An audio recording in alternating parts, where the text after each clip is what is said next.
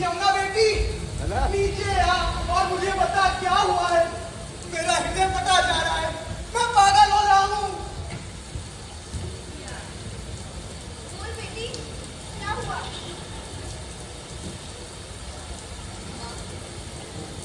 Shriver जी जब अपने गुरुदेव को एक यात्रा के लिए विदा करने घर पहुंचे तो उन्हें घर बहुत सूना लगा। एक आदमी का उनके लिए इतना असहन हो गया कि वे यहाँ के लिए चलकाल कर गए। मार्ग में ही रात थी, फिर भी वे चलते ही रहे। जब वे हमारे ग्राम की नदी तट तक पहुंचे तो रात आधी से अधिक बीत चुकी थी। इस समय तो नदी में भयानक बाढ़ आई है, उन्होंने उसे पार कैसे किया? अंधकार में कुछ दिखाई नहीं दे रहा था, मगर उनके हाथ लगे एक बुजुर्ग व्यक्ति का शव। उसका अवलंबन लेके उन्होंने उसकी बड़ी और बूढ़ी हुई नदी पार कर ली। हे राम, ये तो साहस। फिर क्या हुआ?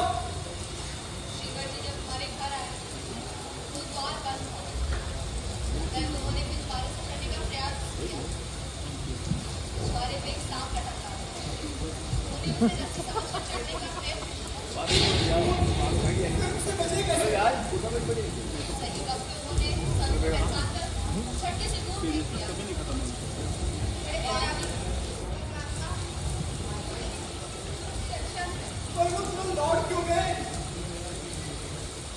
पिताजी, जब मैंने उनकी साहसपूर्ण यात्रा का व्रत सुना तो मुझे आड़े-आड़े सुलभ दर्जा संकोच का अनुभव हुआ। मैंने उनसे कहा, तुम इस प्रलय काल जैसी रात्रि में मेरे पिता के घर चले आए।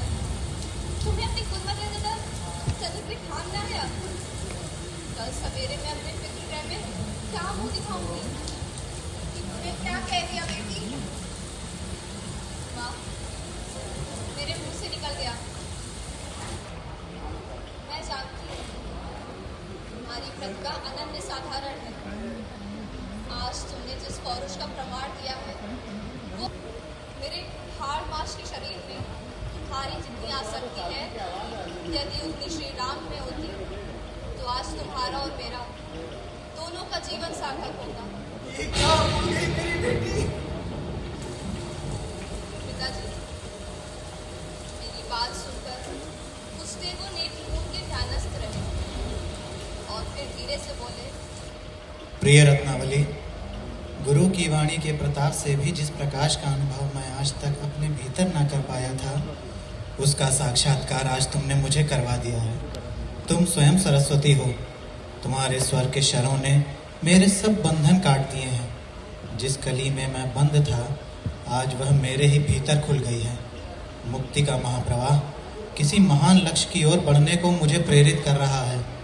अब मेरे लिए न घर में रहने की आवश्यकता है और न अवकाश ही। तुमने मुझे बंधन मुक्त किया है। मैं वचन देता हूँ, तुम्हारी इसी वाणी के प्रकाश में मैं श्री राम के मंगलमय चरणों की शरण खोजूंगा। ये कहकर उन्होंने झटके से द्वार खोल दिया और जिस मार्ग से आए उसी मार्ग से द्रुत और जड़ गति से चले गए। उन्होंने ज्यादा समय रोका नहीं। रोकती क्या माँ, कुछ ना कह सकी। उनके जाने पर ही मुझे आप क्रोध हुआ। दादी, क्या पता बेटू? पता तो नहीं चला, पर एक बिजली कड़की और उसमें दिखाई पड़ा कि कोई काष्ठ जैसी वस्तु का सहारा लिए प्रबल द्वारा के बीच विरोध चलता जा रहा है। वो काश तक नहीं था, वो शव था और वही तेरे बहनों ही थे जो उसका सहारा लेके तैरते हुए जा रहे थे।